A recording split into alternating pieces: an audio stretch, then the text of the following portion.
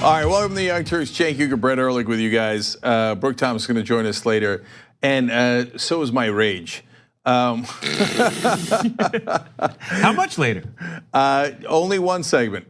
So we're going to start out with a little bit of fun and good news, and then I'm going to lay into Democratic leadership in the next segment. There was a crime against Barbara Lee today, one of the top progressives in Congress. It was a political crime. I'm going to explain who done it and how they did it, and the trick that they played. They all think they're so clever, and the reality is that almost none of the rest of the media calls them out on it, so they do get away with it normally, and that's why we drive them crazy, and we will continue to drive them crazy. I can barely contain my anger about that, just enough to do the fun stories in the beginning. Man, Young Turks, it's a ride. Okay. So Brett's going to present some stories, and I'm going to present some stories. But before we go to the first one, actually, great news, guys. At the end of yesterday's show, a couple of things happened. I was just about to do an interview with Colby Hall from Mediaite. He is the founding editor there. He's the editor today at Mediaite, and they cover a lot of the press, and they're very influential. The rest of the press reads them. And two different people bought Mediaite packages through our Amplify program, which I absolutely love. And so I want to give them credit here. One was Shelton from Texas. Shelton is his last name. And then we had Jade Hess, who also bought a package from Mediaite. And that makes all the difference. In fact, we gave it to Colby right after the interview. And we said, all right, give it to all of your reporters at Mediaite. So you guys are amazing. You make a giant difference. Thank you for participating. TYT.com/amplify is how you see we're spreading the progressive message to the rest of the media and also to some politicians. And speaking of which, right after that, Caroline Wilson got a $5,000 package for the entire Bernie Sanders team. What? Okay. Oh, that's awesome. So Caroline, you're awesome, and tomorrow I'm going to the Sanders Institute get together in Vermont, where some of the very top progressives in the country will be. And Caroline, I'll tell them about you and how you got that package for them, and try to get as many of them to log in and start watching the show thanks to you. So thank you, Caroline. And thank you to all of you who have participated in this program. And I read your names live on the air as we get them if you put in your first and last name. And we appreciate it. And this is how we spread, we call it Amplify because this is how we want to spread the progressive message. Today, there's news about how progressives got screwed in a Democratic leadership vote, and almost no one else is talking about it, but we're going to talk about it. And for every person that you guys got packages to, so all those people at CNN, Chris Cuomo, Brian Stelter, et cetera, all the people at Fox News, Laura Ingraham, Tucker Carlson, Young Turks viewers got packages for all of them. Well, they will now all hear, at least maybe for the first time, the progressive position, the real progressive position. So the issue that progressives have with Nancy Pelosi is not that she's too liberal. That's a laughable position. It is that she is too much part of the establishment and the elite. So we will scream that from the rooftops. CBS has also gotten a package. Chris Hayes at MSNBC has. So go to TYT.com/amplify and see who you can spread the message to. And I keep a list with me of the people who got the packages for the different organizations. So for example, I was recently on Reliable Sources because of Sean Christopher. He got them a package, boom, I go on Reliable Sources. And Vanessa Abreu got one for Laura Ingram's show, and then Laura Ingraham asked us to be on. So you're amazing. This is how we all do it together, and this is why we say we're not the Young Turks, you're the Young Turks. We're gonna get that progressive message delivered to the rest of the media and the rest of the country, and it's going to be absolutely critical in the next 2 years because those fights are coming. I mean, I'm talking to reporters today, I'm seeing what's unfolding today, and you think this establishment is just gonna say, oh yeah, you're right, Bernie Sanders is the most popular politician. Oh, you're right, Elizabeth Warren has a wonderful anti-corruption act. Oh, you're right that some of the progressives are speaking out in wonderful, strong ways. No, they're gonna fight Ocasio-Cortez, they're gonna fight all those people, and we need to be there to fight back. And when I say we, I mean, yes, us here that work at the Young Turks and do this show for you, but yeah, also you guys. and we're trying to amplify your voice as well. So thank you for participating in that. It's so often when you're in this line of work and you pay attention to political news, so seldom are you like here's something I can do that works. And I heard this idea, and it was like, oh, we're gonna give gifts to Fox News, and I was like, how is that gonna work? Because I didn't know what the details of the idea were. And then as soon as I heard that we were giving membership packages to people, or buying memberships for people at Fox News, I was like, that's the most amazing package gift ever. And to see that it immediately turns into like actually amplifying the message tangibly. On the Damage Report, we have this segment called "It's Working." John does, when it's just like, we need to point out the things that are actually working. This is actually working. Also, just to announce, we're now streaming the Damage Report to members. That's a huge this announcement. Week. So that is a huge announcement. Members, we've heard you. It is happening. If you are a member of TYT, you get the live stream of the Damage Report every day with John Iadarola. So if you're not, by the way, tyt.com/join to become a member of the Young Turks. /Brett is also available. And I won't even bring up /Cenk. I won't even bring it up, okay? Brett not only is on air with us, but he also produces the Damage Report. So that's our morning show. And before it was for our cable outlets, but now it is, then we made it the audio version a podcast that you can get on our app, but now it is fully available as video and audio for all members. So please check that out. And John has excellent guests on there. It's the best interviews in the network. I'm so proud of that show. So yeah. This morning we had Ro Khanna on. Yeah, and Ro Khanna was breathing fire. So check that out if you're a member. One last thing, another person we have in the Amplify program, Nancy Pelosi. And she apparently, in my opinion, does not understand the progressive message. Believes she's as left as it gets as she fights against Medicare for all, $15 minimum wage, and all the things that we care about. Do you think she's actually going to propose those things? I would be shocked. But maybe if we get her the message and she understands, oh, right, there's all these people that are online that are our progressive base that voted for us who don't like it when we don't fight back. You know what she talked about today as they were voting for her for Speaker of the House within the Democratic caucus? She said, it is time now finally for bipartisanship. Oh, for Christ's sake. Okay, so tyt.com/amplify. We get membership not only for Nancy Pelosi, but everyone on our staff, or as to the best of our ability, or your ability to afford it and us to get it to them, so that at least someone in our office can understand what progressives actually care about. All right, thank you for participating. All right, now, speaking of that, let's go to a funny news story. So, lots of news out there about Fox News launching a new subscription service. Subscription service, where have I heard that before? Where they would have access to the hosts and do some behind the scenes and extra content. Oh, right here, right?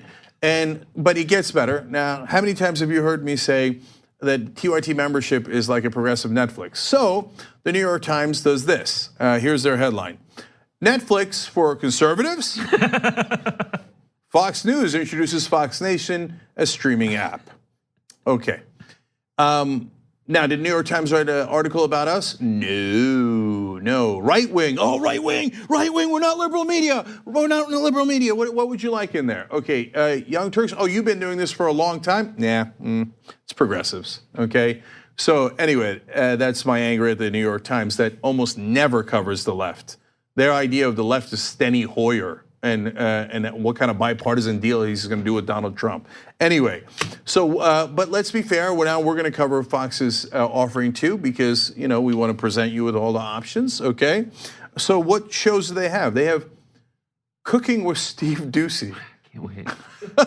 This is the rival programming to the Happy Half Hour. That's right. Brett personal affront. Brett hosts the Happy Half Hour for the Young Turks. And that is drinking with Brett, basically. Drinking with Malcolm this week. Okay, yeah, drinking with a lot of progressives, which I think is a little bit better than Cooking with Steve Doocy. Then Brian Kilmeade has a program about history. Really, you're going to be shocked at what it's called. It's called What Made America Great. Okay, and he said, Oh no, it has nothing to do with Donald Trump. And then he climbed Mount Rushmore with Donald Trump's Interior Secretary, Ryan Zinke. Okay? The show's called What Made America Great? And he's like, Trump, who I love and talk about on the air all the time, it's got nothing to do with Trump. I'm just doing history. Okay? And by the way, you know, one of the first episodes was at Andrew Jackson's house. To be more accurate, Andrew Jackson's plantation. And that is Donald Trump's favorite president. Why? Because Andrew Jackson was a barbarian who slaughtered the Native Americans, and apparently that's what made America great. Okay, so you learned that on Fox News. But the one that really after all this, I'm still too naive. I couldn't believe they're doing this show. The Furman Diaries. Are you kidding me?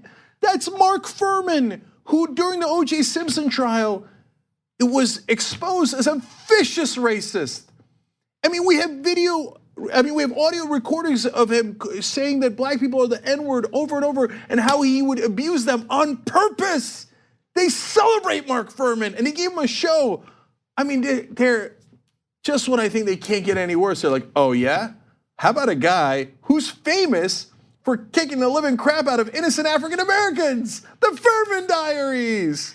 Up next, Notes with Goebbels. So you've said the fake joke names, Cenk. What are the real names of the show? When I saw those, I was like, okay. I had to double check to make sure it wasn't an Onion article because they were just so very on the nose. Like that. And when I saw Cooking with Steve Doocy, actually that was the one where I thought to myself, that is his element.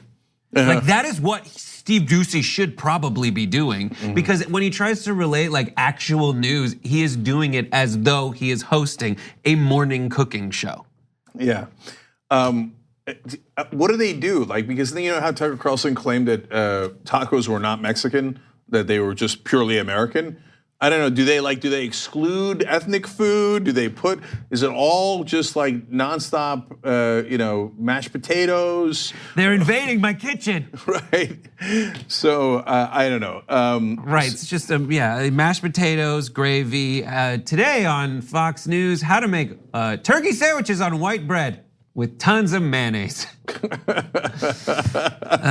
Joining us, of course, for the white bread, Sean Hannity and Tucker Carlson.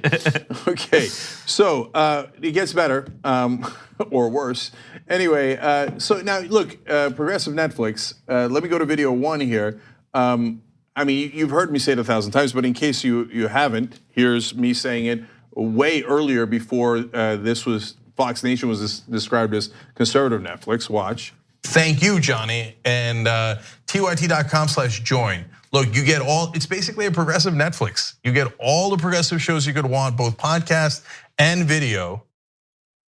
Okay, by the way, tyt.com/join to become a member, okay? So you can drink with Brett, and we've got the new morning show now, Damage Report with John Iadarola, et cetera, check it out. But anyway, but they're not done just copying us on that. One of their slogans is, feeling left out? Get it, like left, pun on left. Where have I seen a pun with left before? Oh, here's our slogan for the camp membership drive. Be on the left side of history. This is exactly what they would do. Like, I used to work in kind of, digital media as it applies to conventional media. Like, that's what I was doing, their attempt, as opposed to here where it's like, this is what we're doing. They explicitly do research on the Young Turks. They say, we want this kind of thing. Like, if you're saying, maybe it's just a coincidence. No, take it from me. These are exactly what are in the packets that they distribute in their focus group meetings imagine like a giant conference room where everyone's got like this amazing spread of croissants and donuts in the middle and cold cuts. And they sit around and they pass out and they go through examples of what is working, what is recognized and unrecognized. And they are not going to admit what actually works to save their life. They will 100% deny to their death that they look at these things, but they absolutely do distribute information because they have to. It's their due diligence, and their due diligence would absolutely yield exactly these things. And Another little caveat, those folks are not exactly the most creative individuals. So they will absolutely mimic whatever it is to something as transparent as the words in the slogans for the membership drives. Yeah, but Brent, to be fair to Fox News, I'm not sure that they would deny it as much as the rest of the media does. Really? Like if you said to the guys who work the digital side of Fox News, hey, did you guys do research on the Young Turks? If you ask them in private, I'm almost certain they would say yes. If you ask them publicly, they might say they don't really care that much. Whereas if you ask the New York Times, do you think Fox News might have copied the Young Turks? They're like, oh, I do declare, I think not. Right? Please, one is on television and we write about all the time. Right, but they won't even acknowledge that what they're doing is desperately trying to get some kind of foot in the door that basically TYT created. Yeah. Into the room that TYT created years ago. And look, we're over the top on it. So let me be honest with you about and I kid around on the show. I go, I'm bitter man, right? And what am I bitter about here? Well, look, when Fox launches this app, they get and ironically we're doing it here to some degree, but millions upon millions of dollars in free media as every single person covers that. And how about the people who invented the idea, originated the idea? No. You don't get any free coverage because you're not part of the club. So that's the reality of it. That's part of the reason why I get frustrated with the mainstream media, who generally have great disdain for progressives and online community, but will celebrate when a television station does something online. They're like, somebody does something online organically. Whoa, no. Ooh, look at that TV dabbling in online. That's so innovative. Because they have to. Because they have to sanction, they have to monolith that as the way it has to be to save their own skins. Because that is the future, that is how they save their own jobs in the long run. They can't be, listen, I have to leave here and go someplace else. It's I have to turn into what works without admitting that it's better. All right, last couple of things here. I want to thank people who participated in our Amplify program, and I do this all the time, but in this case, I might also blame you. So Emily Ip bought a package of Young Turks membership for Tucker Carlson earlier in the campaign, and Vanessa Brew bought one for Laura Ingraham. I mentioned Vanessa a lot because then Laura invited us on our show, which was good of them. But maybe they got the membership and they're like, oh. I'm kidding, guys. I'm kidding. They had plans for this a long time ago. Do you think ideas like cooking with Doocy just happen overnight? No, it takes years and years of focus groups and recipe testing. Yeah, they had to let it marinate. Okay. That was a really good one. TYT.com/amplify to spread our message to others in the media. And last one is, I mentioned we started in the beginning with, hey, we do behind the scenes for our members. Jesse Waters is planning a behind the scenes supplement. Okay, come on. Okay, just any bounds of reason. Soon they'll be doing segments. We have, No Filter with Anna Kasparian. They'll be like, I don't know, Filter with Laura Ingraham. I cannot I cannot bridle my disdain for Jesse Waters. He makes my skin crawl. Like trying to watch his, and for those of you who are wondering, they will also offer a backlog of Jesse Waters man on the street videos like he used to do, like the exact ones he used to do for the O'Reilly Factor. And if you just want to, it is a bunch of nothings. It's a bunch of setups with no punchlines followed by clips from 20th Century Fox movies. So it'll be like, hey, what do you think about progressives? They're weird, right? Someone will go, yeah, right. And then it'll just be like, milk was a bad choice. And that's it. So bad. Okay, so bad. You have that to look forward to, apparently. Okay, so we're going to take a quick break here. If you like Angry Jank, well, you're going to want to come back after the break and brace for impact. What they did to a progressive hero today, I thought was unconscionable in the Democratic caucus. We'll talk about it when we return. All right, back on the Young Turks. Wonderful news for you guys before the anchor. I'm going to read some of the Amplify names here, and then we got a fun surprise at the end. Hot Karl Marx from Las Vegas. That's their member name. Hot Karl Marx. Okay. bought $150, and that's 3 memberships to journalism students. Like I said, we've been talking to journalism schools throughout the country. We need to talk about a relatively new show called the Republic, or UNFTR. As a Young Turks fan, you already know that the government, the media, and corporations are constantly peddling lies that serve the interests of the rich and powerful. But now there's a podcast dedicated to unraveling those lies, debunking the conventional wisdom. In each episode of the Republic, or UNFTR, the host delves into a different historical episode or topic that's generally misunderstood or purposely obfuscated by the so-called powers that be, featuring in-depth research, razor-sharp commentary, and just the right amount of vulgarity. The UNFTR podcast takes a sledgehammer to what you thought you knew about some of the nation's most sacred historical cows. But don't just take my word for it. The New York Times described UNFTR as consistently compelling and educational, aiming to challenge conventional wisdom and upend the historical narratives that were taught in school. For as the great philosopher Yoda once put it, you must unlearn what you have learned. And that's true whether you're in Jedi training or you're uprooting and exposing all the propaganda and disinformation you've been fed over the course of your lifetime. So search for UNFTR in your podcast app today and get ready to get informed, angered, and entertained all at the same time.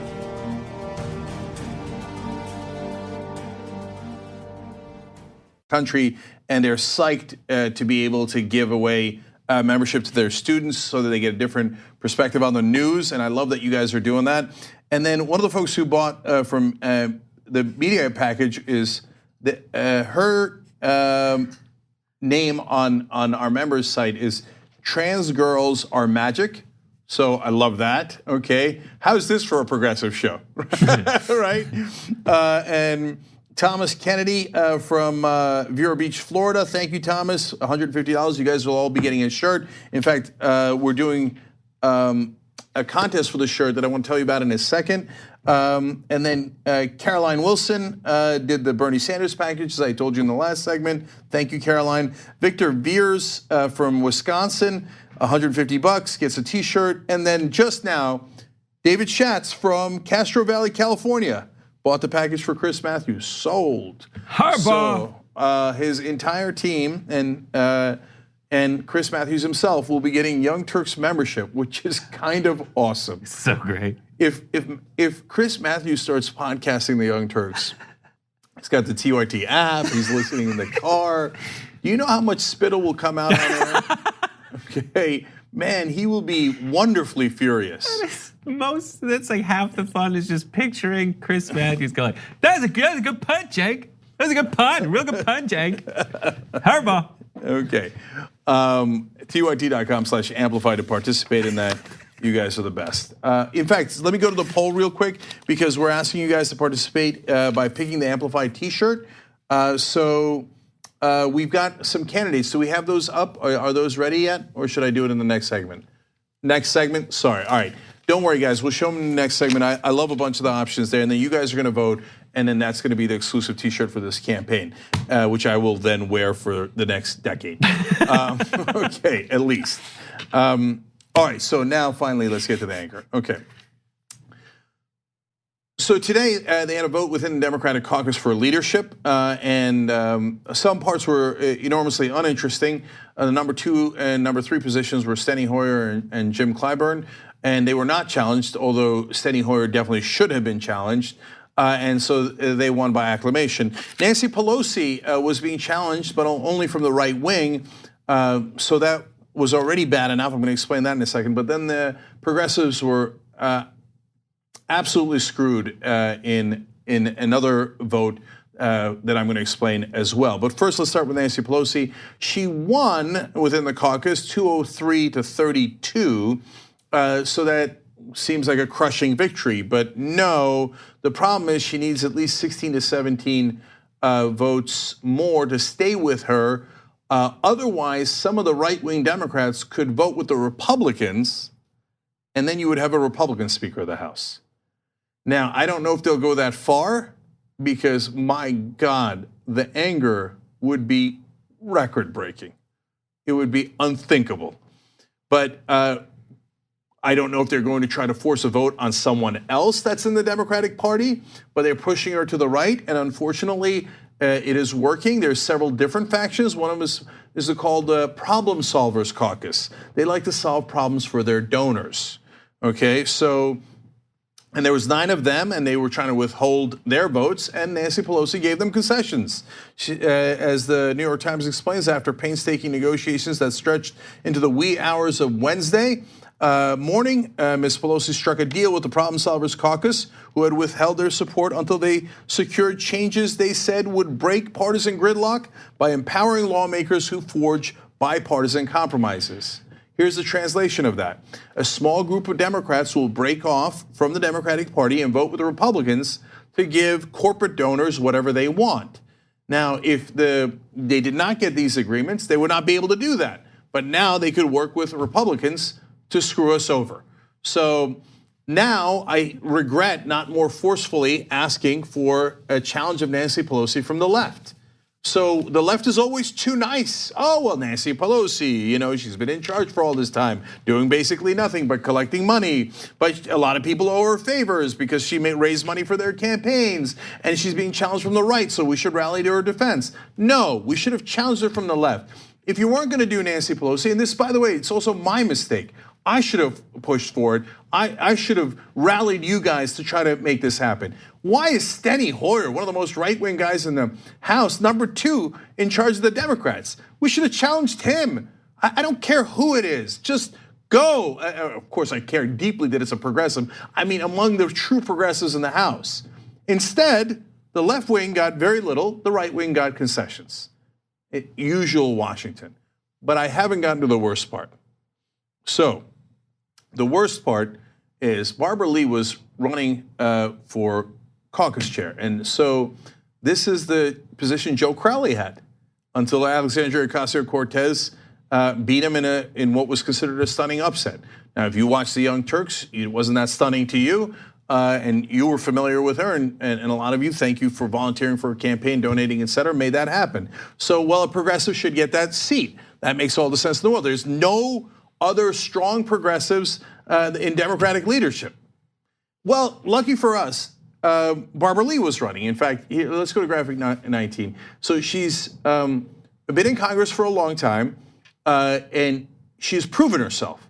Barbara Lee was the sole vote against authorization of military force after the 9/11 attacks. Now, everybody else cowered and said, oh, no, we have to give the president carte blanche. She voted no, not because she wasn't horrified by what happened in 9/11. She said at the time they will overuse this.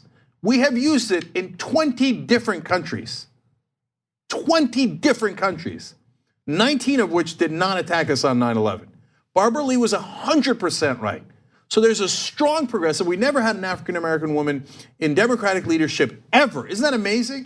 So it's a perfect opportunity. They were running Linda Sanchez against her. And I'll tell you what happened to Linda Sanchez in a second. Linda Sanchez is more of a right-wing Democrat. And they realized, oops, we're gonna lose. There's too many new progressives that came into the House. So they pulled Linda Sanchez, and they did a cute little trick. They put in Hakeem Jeffries. Now, Hakeem Jeffries is also African-American, and he's considered progressive. I'm gonna show you videos in a second. You're gonna get to make up your own mind. So that when progressives get angry, as they did today, and as I did today, the establishment go on social media and go, how dare you? Hakeem Jeffries is a wonderful progressive, and he's also African-American, and haha, we tricked you. We knew the real right-winger. Would you be pushing for things like single payer? We knew the real right-winger, Linda Sanchez, couldn't win, so we snuck in someone more right-wing than Barbara Lee, because we can't have a real progressive. We just cannot ever have a real progressive in Democratic leadership. So let me show you what happened with Linda Sanchez, then I'm gonna show you clips from Hakeem Jeffries. This was a little while back. California Representative Linda Sanchez, as roll call reported, is dropping out of the race for Democratic caucus chair, citing an unexpected family matter that requires her attention.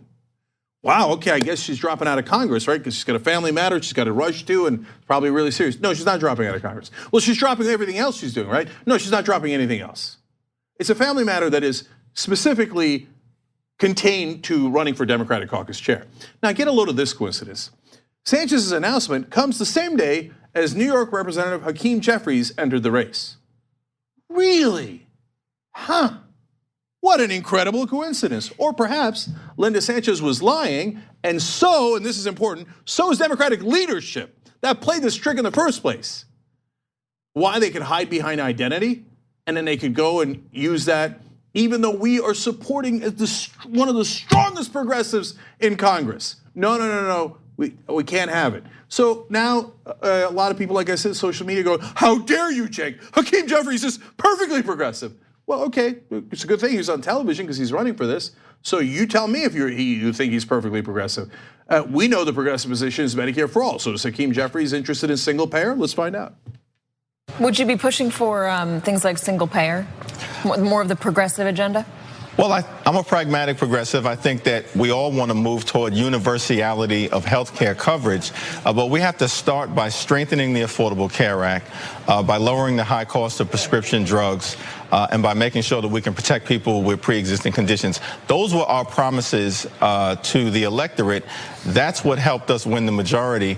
We've got to fight for the people, specifically on the issues that we have discussed with the American people as part of our closing argument. In other words, that's a hell to the no. No, we are not going to do single payer. We're going to fight for people with pre-existing conditions. What do you mean? That's the status quo. That's Obamacare. Oh, wow. The Democrats have gathered up the courage to fight for the status quo. Oh my God, profiling courage. My bad, I didn't know Hakeem Jeffries was that progressive. Okay, so, well, how about the wall? I mean, this is a layup, the Trump wall. You're against that, right? I mean, and you're gonna come out on fire on the wall. It's a layup. It's the wall, Trump's wall. Let's see how he does on a layup. Donald Trump wants to fund his border wall. I would make the argument that the images down there that we're seeing in Tijuana are the images that he would want to see in order to back him up in this fight for his border wall. Is there any deal that you can make with him for that? Is it a deal for DACA? Anything that you can do that would give him some funding for that wall? Well, I think that's a discussion for all of us as a caucus to have as it relates to the right. You're running for a leadership position. Well, listen, I think don't we deserve your opinion? Well, certainly. But I think, listen, there are serious decisions that are going to have to be made with respect to issues that involve a possible government shutdown, and I think that we have to have a consensus position. Yeah, let me translate for you. First of all, wall, it's negotiable. Okay, look, but if you were to say, as Katie Tur asked, and it's a good question, hey, could you make any deal where, like, at least you get DACA, because the Democrats still haven't gotten DACA. His answer was actually worse. His answer is, well, if there's a government shutdown, we'd have to see what, we negotiate. Trump is threatening a government shutdown. So what he's saying is, if Trump makes that threat, we're gonna buckle. We're gonna buckle. I'm gonna go and talk to my corporate right-wing Democratic friends, and they're gonna tell me, don't shut the government down, don't shut it. But Trump would be shutting it down. No. Whatever you do, my donors need it. They need it. So give them the wall, give them anything. Don't ask for DACA. And by the way, that's not an exaggeration. That's what they did last time. Trump threatened to shut down the government, and they said, we want DACA in return. Trump said, no, you'll get nothing. And the Democrats said, yes, sir, absolutely, sir. Yes, sir. Do we have DACA or don't we have DACA? Do we have DACA? We do not. They buckled last time. Hakeem Jeffries just promised you this time they're gonna buckle again. That's why he was elected.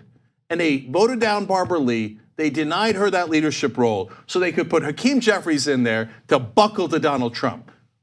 Welcome to the new Democratic majority. And I mean, Hakeem Jeffries is also, in terms of calling himself a pragmatic progressive. That it seems like code for I'm not a progressive. This is my way of saying the word progressive in a sentence describing myself while simultaneously winking at the people who I am absolutely appeasing in every other part of that interview. Every single part of that interview. If you heard Chuck Schumer yesterday, today, he said, I'm not gonna negotiate in public. What did you hear in that interview? I'm not gonna negotiate in public. Those are the exact same words. And then on the campaign trail, I believe he said of Bernie Sanders, he is a gun-loving socialist. He's no true friend to blacks. I saw that as a quote. Jesus Christ, man. So there you go. Like, just to give you an idea of something that I would say some person that most progressives true progressives actually do rally around. So if you're saying like so you have the pragmatic progressive, which it's very pragmatic for him to distance himself from progressives, as you saw today, versus the actual progressives, the people who are voting, who are rallying around things that most people actually agree with. Medicare for all, more than half the country supports that. That's it. Yeah, they robbed Barbara Lee today. All those years of service, doing all the right things, but the problem was she was with the people, and they couldn't stand it. So look at what Brett's saying. Bernie Sanders is not only the most popular politician in the country, he's the most popular Democrat. Most popular Democrat. And they say, no, Hakeem Jeffries is wonderfully progressive. He thinks that Bernie Sanders is unacceptable. How is that progressive? How is that progressive? How is that progressive? Okay, put that aside. Medicare for all, I'm pragmatic. What do you mean? It's a 70% approval rating. 52% of Republicans want it. Over 84% of Democratic voters want it. How is it pragmatic to be against 80% of Democratic voters? How's that pragmatic? How is that pragmatic? No. Pragmatic means I am corrupt. I like taking donor money. I like taking from the healthcare industry. And I like all my other friends in the Democratic Party are also corrupt. And they like taking money from the donors, in this case, the healthcare industry. So we're going to pragmatically continue our corruption and then wonder why we lost elections like we lost to Donald Trump, because he at least pretended to be a populist. While you guys went around and go, oh, we are very pragmatic. We give the donors everything they want.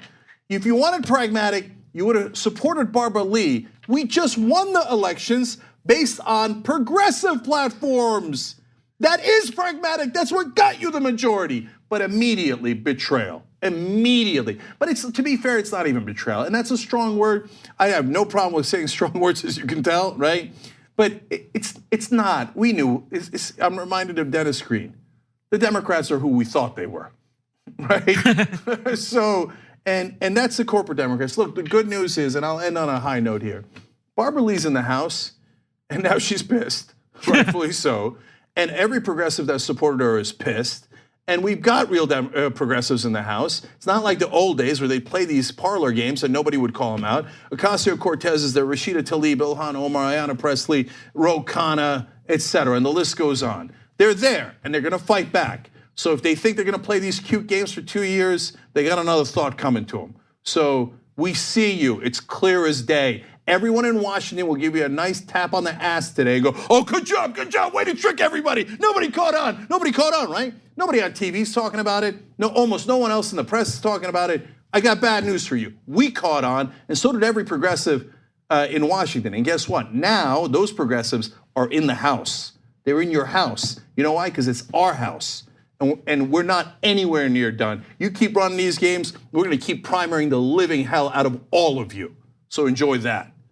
Okay, let's take a break. When we come back, we turn our anger to Donald Trump. Because unlike these patsies, we actually want to kick his ass. We'll be right back. We hope you're enjoying this free clip from the Young Turks. If you want to get the whole show and more exclusive content while supporting independent media, become a member at tyt.com/join today. In the meantime, enjoy this free segment. Hi, back in the Young Turks. I want to tell you about next Monday. We got Bernie Sanders town hall on climate change that's coming up. So regular show, of course, starts at 6 o'clock Eastern, 3 o'clock Pacific.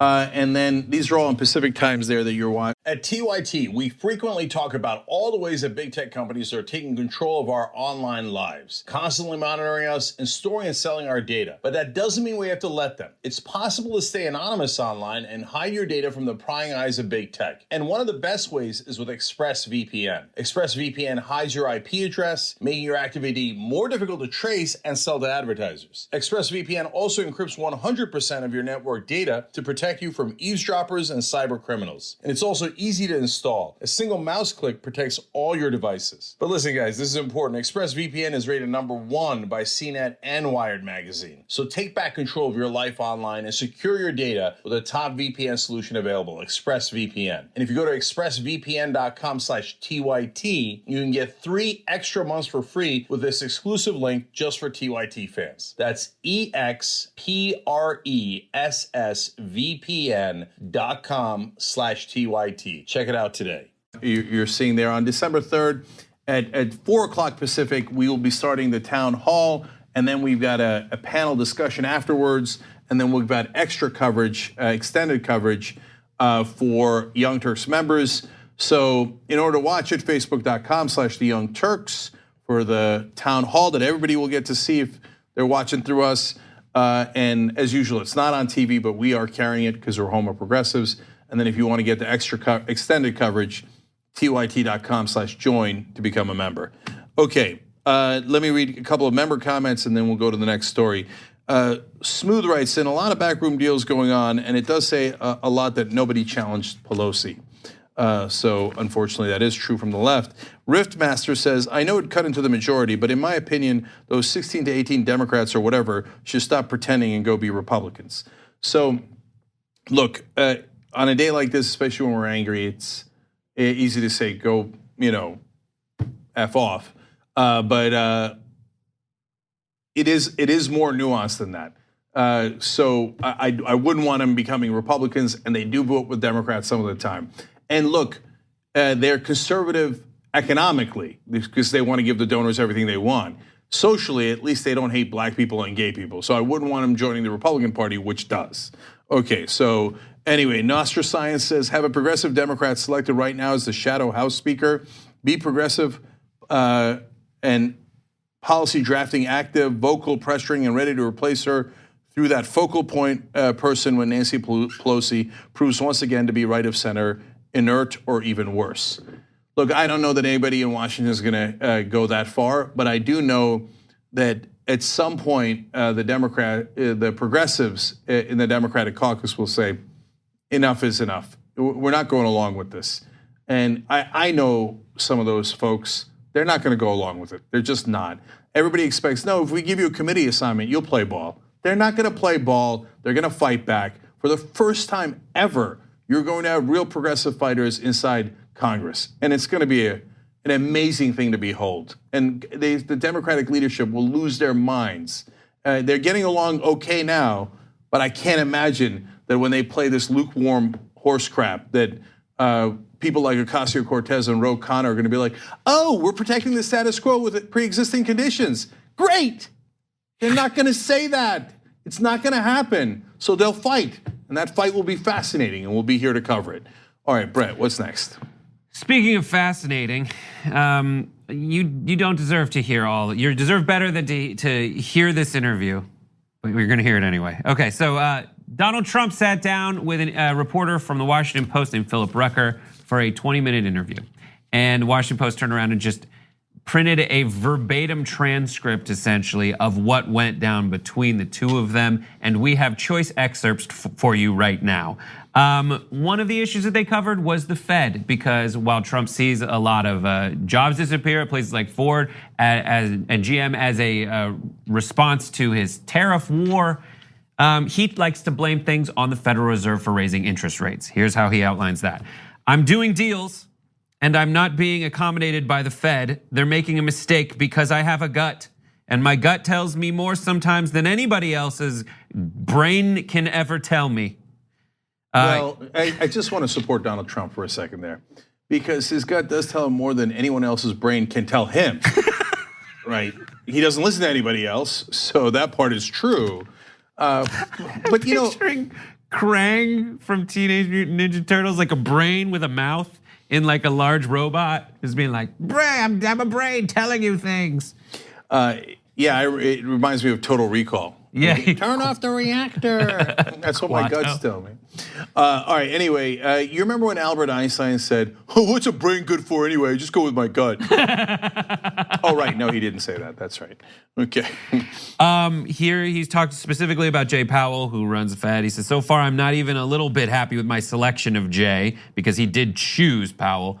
Not even a little bit, and I'm not blaming anybody, but I'm just telling you, I think that the Fed is way off base with what they're doing. So, two things about this. One, he does what I do tongue in cheek, but seriously. Like I say on the show all the time, I'm not saying anything, I'm just saying, right? He literally said, I'm not blaming anybody, goddamn Jay Powell, I'm not happy with him even a little bit, not even a little bit. No, you just blamed him. What do you mean you're not blaming anybody? You just blamed him. Later, he went on to blame, of course, the Democrats and China for the economic downturn, while saying I'm not blaming anybody. Now, why is he blaming the Federal Reserve? See, he's overheating the economy because he's spending a ton of money and he did a giant tax cut, and the economy was already booming under Obama. So what the Fed is logically doing is raising interest rates a little bit so that we don't get runaway inflation. But when you raise interest rates a little bit, what it does is it increases the cost of borrowing, which slows down business a little bit, which is exactly what you want to do. Otherwise, you're going to get the inflation, right? But Trump, he doesn't listen to his own brain. He listens to, what is it, guy? Quato? What was it? Quato from Total Recall, correct. Yes, okay, so he's like, well, I don't like it. I don't like it even a little bit.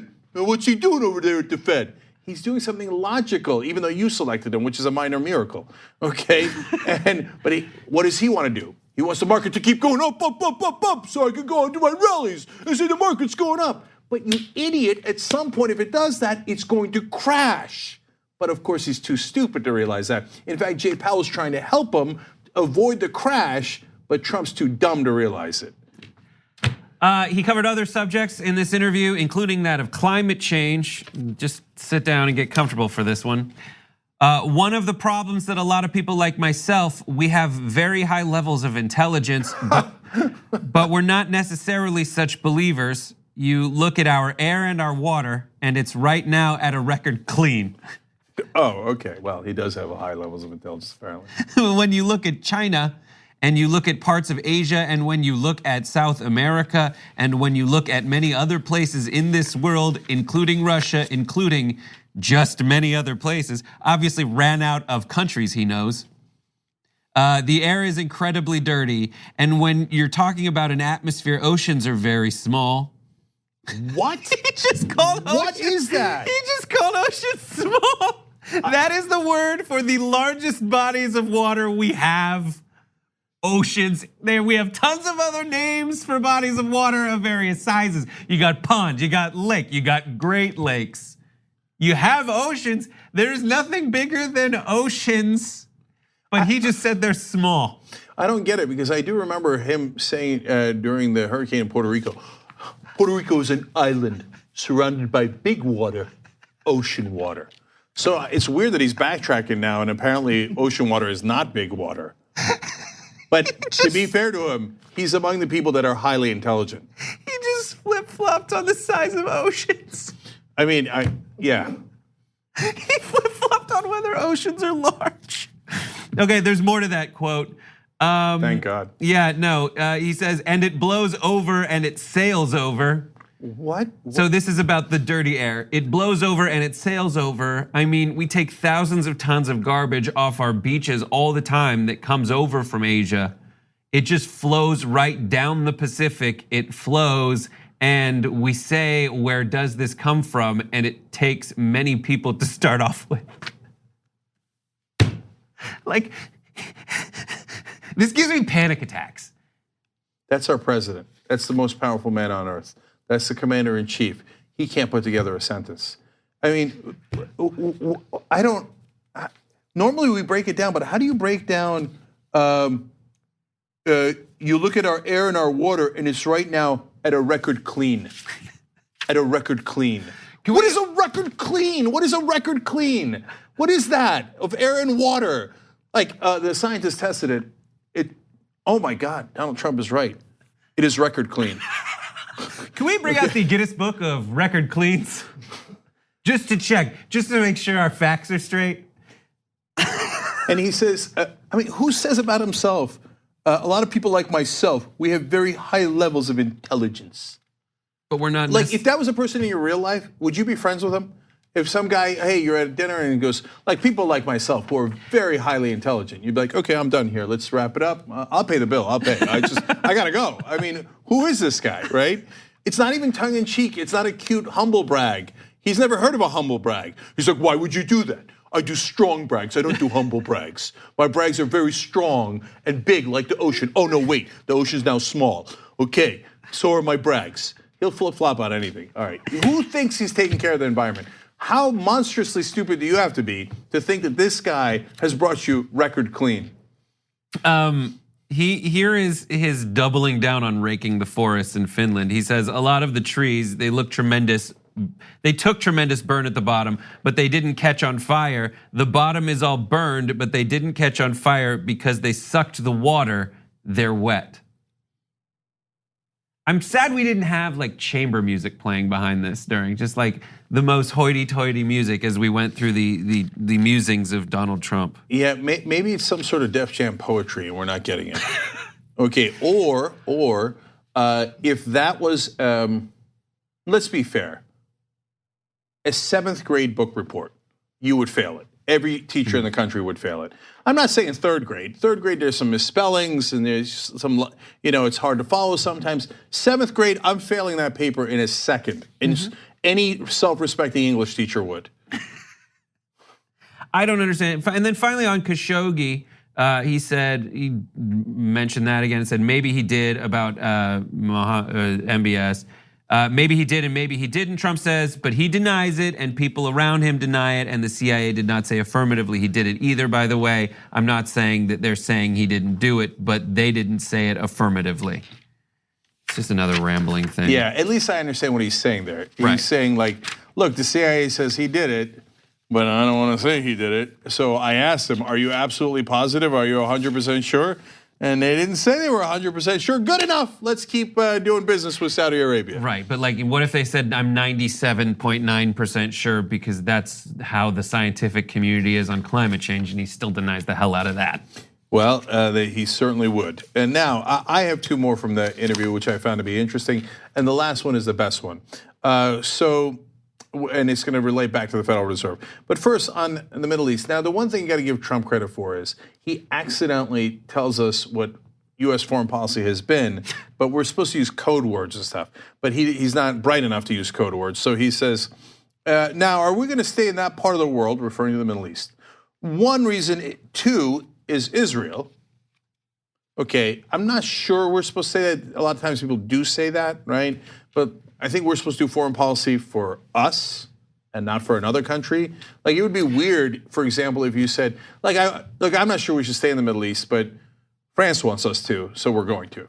And that's also his argument for pulling funding from other countries. He's like, what does this benefit us? How does this benefit us? It doesn't. Yeah, but to be fair to him, a lot of politicians say that in this case. And Israel is, at least in the Middle East, ostensibly to protect them, although they're the mightiest military in the Middle East by an order of magnitude, which we have funded to the tune of billions of dollars. But okay, let's put that aside. This is the more interesting part. He said, oil is becoming less and less of a reason because we're producing more oil now than we've ever produced. So, all of a sudden it gets to a point where you don't have to stay there. But remember, Donald, all the politicians, including the Republicans, were pretending that we went to the Middle East to liberate them. Remember, we were going to bring them democracy. That's why we went. We went because of weapons of mass destruction. We went because some guy that Saddam Hussein once knew met some other guy in Czechoslovakia, none of which was true. Okay, so we didn't go to take their oil. And so when you now say, like, I don't know if we have to stay in the Middle East anymore because we don't need their oil. Oops, you weren't supposed to say that out loud. Yeah, and a number of years ago, it came to light that he essentially said, when we went into the Middle East, we should just have all the oil. That will be our oil now. Not only did he say that during the campaign, you're absolutely right, Brett, but a recent news story came out over the weekend where he apparently on a call with the Prime Minister of Iraq said, why don't you just give us your oil? And everyone on the US side was like, you can't. We thought you were just doing like populist crap on the campaign trail. You can't just tell another country, why don't you just let me steal your natural resources? And H.R. McMaster, who was his national security advisor, tried to correct him. And H.R. McMaster is no longer his national security advisor, okay? Yeah. And then, but here comes my favorite, because this is back to fun.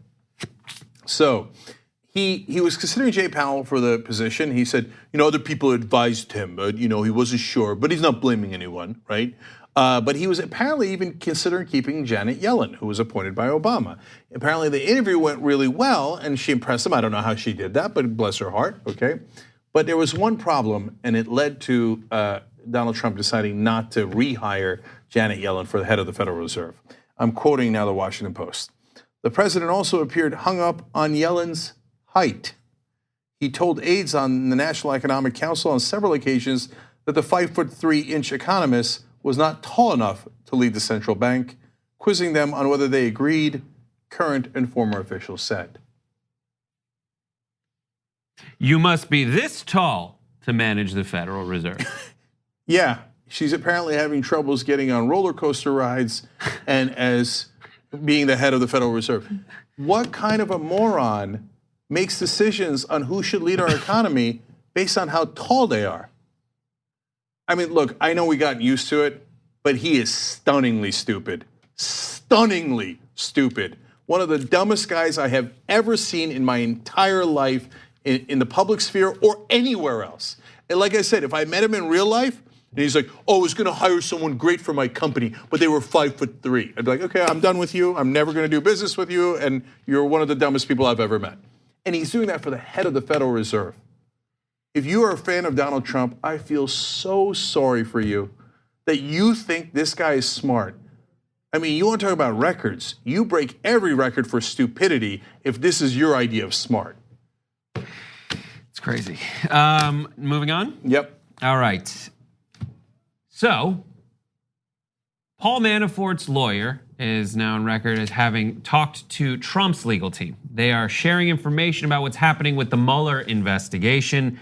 That broke earlier today and yesterday. What kinds of stuff is being shared between the Manafort team and the Trump team? For example, says the New York Times, Mr. Giuliani reports that Mr. Manafort's lawyer, Kevin M. Downing, told him that prosecutors hammered away at whether the president knew about the June 2016 Trump Tower meeting, where Russians promised to deliver damaging information on Hillary Clinton to his eldest son, Donald Trump Jr. The president has long denied knowing about the meeting in advance. He wants Manafort to incriminate Trump, Mr. Giuliani declared, of Mueller. So that's the kind of information that they are sharing back and forth. Now, this is actually a legal thing that people do when they are, involved in similar defenses to an ongoing investigation or prosecution. And so, what is your takeaway from hearing that these two parties are talking to each other? Well, so two takeaways. One is obviously Manafort never intended to cooperate with the special counsel, and he was just gathering information and relaying it on to Donald Trump in an effort to get a pardon. Most obvious thing in the world. And Donald Trump is, as you're going to see in a second, saying, yeah, maybe. But the problem is that they're relaying it to Donald Trump, who can't shut his mouth. So he started going around saying, oh, you wouldn't believe the stories from inside Mueller's investigation. And so Mueller was like, what do you mean insider investigation, right? And then he started telling details of what they were asking Manafort for. And then the special counsel figured out, oh, Manafort's lawyer is talking to Trump. So they're like, okay, the deal's off. You're a liar. We're going to throw you in jail for a long, long time. So he has no sophistication at all, Donald Trump. If he did, he would have kept that basically mole inside the special counsel's office for as long as he possibly could to milk more information out. Right, and usually what happens in these situations, as has been reported, is it's totally common for there to be these kinds of pacts between defense teams. But usually when one of the people in that pact turns state's evidence, they step out of that pact. That's what happened with Flynn when Flynn turned and started working with the government. That is when he said, listen, I'm out. And that was kind of the signal that we saw that kind of tipped the hat that Flynn was about to flip. And in this situation, he just was like, I'm gonna have it all kinds of ways. Despite what was happening, it's been reported in the actual pact itself that, or in the plea deal that Manafort had, where it was preserved that despite whatever happens with a potential pardon that Trump hands over to Manafort, they were still going to, regardless of his conviction stands or his deal stands, they would still take all of his money. And in this situation, my question is, if the plea deal has fallen apart, as we see that it has, does the part where they confiscate all his money also stand? Or does it revert back to a situation where now he goes back and faces his however many charges? He's got 2 charges of conspiracy, 8 charges of financial fraud. If he, after having related the kinds of questions that are going to be asked to Trump and all the ways that the Mueller is going about that kind of stuff, does he now go back to the same position where he faces a potential prosecution, conviction, sentencing, confiscation of his funds, and then a pardon that since the plea deal has been dissolved, absolves him of ever having to give over his money because the conviction's overturned? So let me answer that question and then give the second part. One, yeah, they're going to take everything of this. I mean, I'm sure that the special counsel's office is super pissed.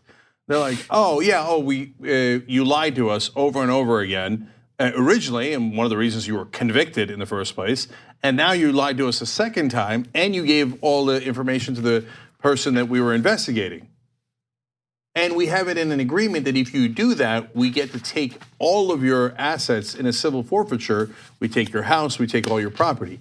Yeah, they're going to take it. He's done with that. So Manafort was in desperate straits. So he knew he'd lose all his wealth based on that. And he did it anyway because for whatever reason, he might be literally scared to death of turning evidence against not just Donald Trump, but perhaps against the Russians. Yeah, that's what he's got to be most afraid of because they kill people. Yeah, I mean, that's literal. That's literal. Yeah, So he's deciding between life in prison and losing his life. yeah, and he's staying in solitary confinement now. Why? Because of security. Security what? He's got nothing to do with the mob or Aryan Brotherhood or anything like that. Security because there might be Russians inside the prison. Anyway, the other part is Rudy Giuliani said, this is outrageous. That's Trump's lawyer, obviously. He said, it turns out they were trying to get Manafort to give evidence on other people. Yeah, that's why, that's how flipping works. Why you got the plea deal. What did you think was happening? That they were like, okay, all right, we were going to give you a huge sentence, but we're going to give you a lesser sentence now if you just play backgammon with me. No, you do it for evidence against other people, right? Yeah. So, but they make it seem like, oh, it's a conspiracy. No, it's prosecutor 101. And specifically about that like solitary confinement for security reasons, here's what's so weird hearing Rudy Giuliani say. And he'll just go on and say whatever comes to mind or whatever he thinks is expedient or makes a good point to his base. Mr. Giuliani accused the prosecutor overseeing the Manafort investigation, Andrew Weissmann, of keeping Mr. Manafort in solitary confinement simply in hopes of forcing him to give false testimony about the president, even though on record we see people saying the reason Manafort's team asked to be in solitary confinement because of what Jake said. But Rudy still goes out there and says, well, he's really trying to make him go crazy and threatening him that he's going to be in solitary in the hole, like in Shawshank Redemption. So ridiculous. Because they have no attachment to the truth, so they don't care. So now let's go to what Trump said about the pardon. Now, like if you pardon Manafort, that would seem to be egregious. There's now people that worked in the government before in national security saying, well, you got to get him out of office if he pardons Manafort. That's outrageous. I mean, Manafort was convicted of 8 counts of financial fraud, 2 conspiracy charges, and he's clearly giving information over to Trump, who might be the target of the investigation. But it's a slow motion Saturday Night Massacre. So Nixon did it all in one fell swoop, and that's why it's called the Saturday Night Massacre, when he fired everyone who wouldn't listen to his orders to protect him from legal ramifications. Trump is just doing it one at a time. Okay, Jeff Sessions, you're gone. Right now I'm going to put in this goon, Mark Whitaker, to do my bidding. Now Manafort, maybe I pardon you, like I pardon Arpaio and Dinesh D'Souza. Right. Well, that was crazy because Nixon did it so quickly in a time when everyone had a really long attention span. And now Trump is doing it slowly in a time when things come and go from the news so much faster that people like what happened a week ago, we don't even remember. Yeah. But then what did Trump actually say specifically? This is the second to last graphic in this story about the pardon. He said, it was never discussed, but I wouldn't take it off the table. Why would I take it off the table? You would take it off the table because he did financial fraud and a jury convicted him. You would take it off the table because he hid $30 million of ill-gotten assets. You would take it off the table because he was a foreign agent of a hostile government and didn't report it. You would take all that off the table because he was convicted by a jury of his peers. But you wouldn't take it off the table if you like criminals who protect other criminals like yourself. Trump also said, you know, this flipping stuff is terrible. You flip and you lie and you get, the prosecutors will tell you 99% of the time they can get people to flip. It's rare that they can't. This is the second time he has said that cooperating with law enforcement is, quote, terrible. He ran on rule of law, and he says, oh my God, the caravan, and we're going to do rule of law. And you say, all right, well, the people should obviously then cooperate with law enforcement. No, it's terrible. This flipping and cooperating with them is terrible. And last time he said, maybe it ought to be illegal. It ought to be illegal to cooperate with law enforcement, the President of the United States is saying. So he said, what about Manafort? He said, it's actually very brave. And I'm telling you, this is McCarthyism. We're in the McCarthy area. This is no better than McCarthy, okay?